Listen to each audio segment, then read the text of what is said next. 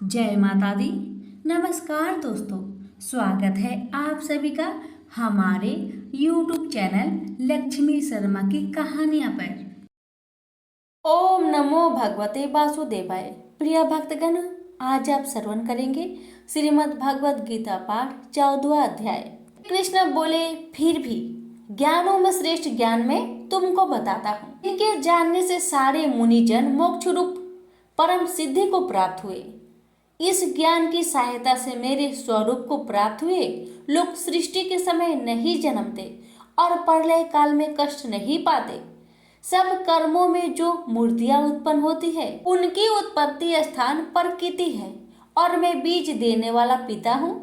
हे महाबाहो, प्रकृति से उत्पन्न सत्व, रज और तम तीनों गुण देह में रहने वाले निर्विकार आत्मा को बांध लेते हैं।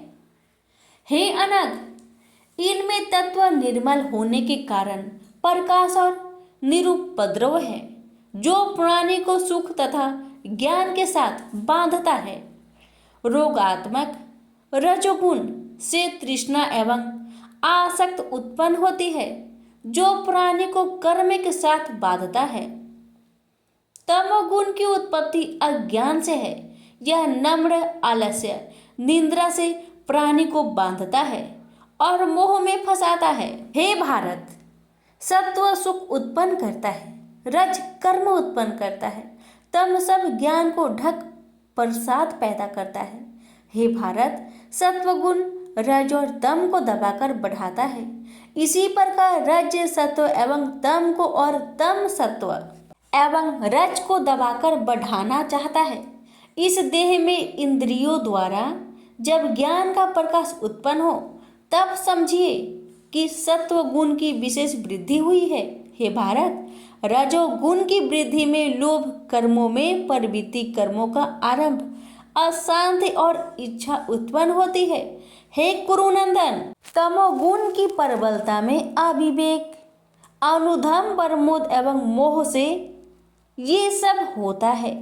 जब देह को सत्वगुण के उदय में मृत्यु प्राप्त होती है तो वह ज्ञानियों के प्रकाशमय लोक को पाता है। रजोगुण के उदय में मरकर कर्मों में आसक्त मनुष्य जन्म लेता है और तमोगुण के उदय में मरा हुआ मूढ़ योनि में जन्म पाता है। सात्विक पुण्य कर्म का फल भी सात्विक कलंक रहित होता है। राजस कर्म का फल दुख और तामस कर्म का फल अज्ञान है। सत्व ज्ञान उत्पन्न होता है, रज से लोभ तथा तम से प्रमोद, मोह एवं अज्ञान की उत्पत्ति होती है। सात्विक पुरुष का उत्तम राजस को मध्यम और अधम तामसी लोगों को नीच गति प्राप्त होती है। जो देह शरीर में उत्पन्न होने वाले सत्व रज तम इन तीनों गुणों को जान लेता है, वह जन्म मृत्यु बुढ़ापा और रोग से छुटकर मुक्ति पाता है। अर्जुन ने पूछा, हे प्रभु, कैसे मालूम हो कि अमुक मनुष्य ने तीनों गुण को पार किया है? उसका क्या बर्ताव है? इन उपायों से वह तीनों गुणों को त्यागता है। हे पांडु नंदन, प्रकाश प्रवृत्ति होने में उनकी इच्छा ना करे। उदासीन मनुष्य के समान, जिसको सुख दुख समान है और गुणों के कर्म होते ही रहते हैं, यह जानकर जो निश्चित रहता है और कभी विचलित नहीं होता, जिसको सुख एवं दुख, मिट्टी पत्थर तथा स्वर्ण, प्रिय और अप्रिय, निंदा एवं स्तुति समान है, जो धीर है, जिसने सभी बखेरे छोड़ दिए हैं, उसे गुणातीत कहते हैं। जो अनन्य भक्ति से मुझे पूजता है, वह इन तीनों गुणों को जीतकर ब्रह्म भाव को पाता है, क्योंकि ब्रह्म का और विकार रहित मोक्ष का तथा सनातन धर्म के अखंड सुख का भंडार मैं ही हूँ। प्रेम से बोलिए श्री कृष्ण भगवान की जय। अब सुनिए 14वें अध्याय का महात्म्य।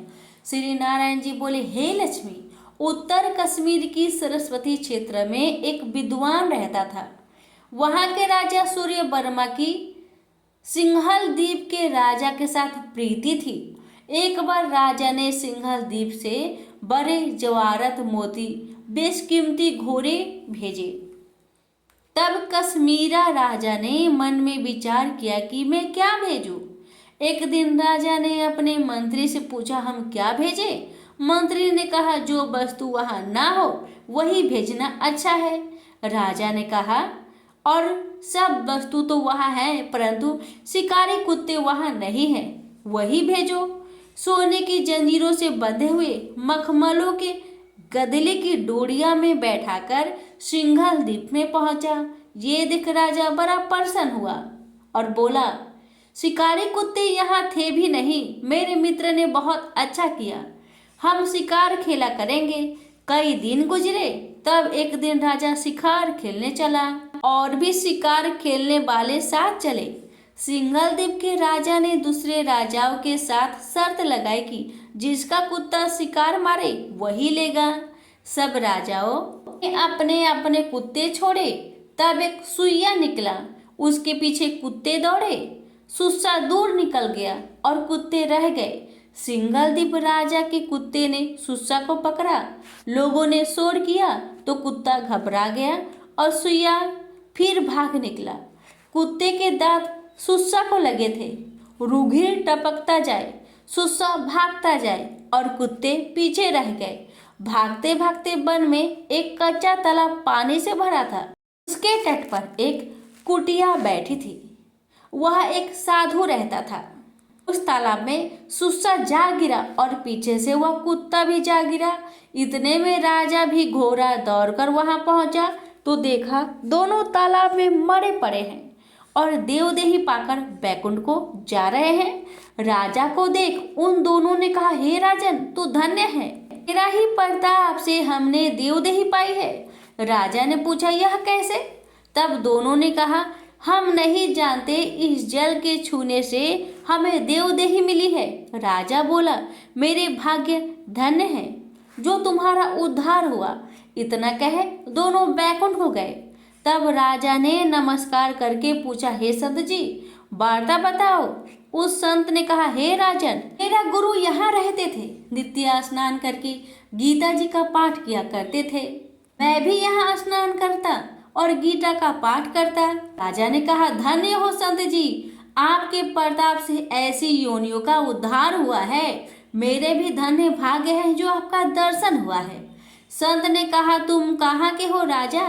उसने कहा, मैं सिंघल द्वीप का राजा हूँ। संत जी, मुझे इनकी पिछली कथा सुनाओ। संत ने कहा, हे राजन, यह सुस्सा पिछले जन्म में भ्रष्ट हुआ था। यह कुत्ता उसकी स्त्री थी।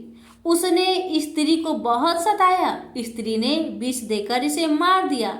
जब दोनों मरकर यमलोक को गए, तब धर्मराज ने हुक्म दिया कि इसको सुस्सा का जन्म दे दो। तब इन दोनों ने कहा, महाराज, हमारा उद्धार कैसे होगा? तब धर्मराज जी ने कहा, जब श्री गीता जी के 14वें अध्याय का पाठ करने वाले संतों के स्थान का जल स्पर्श होगा, तब तुम्हारा उद्धार होगा। श्री नारायण जी ने कहा, हे लक्ष्मी, 14वें अध्याय का महात्म्य मैंने तुम्हें सुनाया। प्रेम से बोलिए श्री लक्ष्मी नारायण की जय।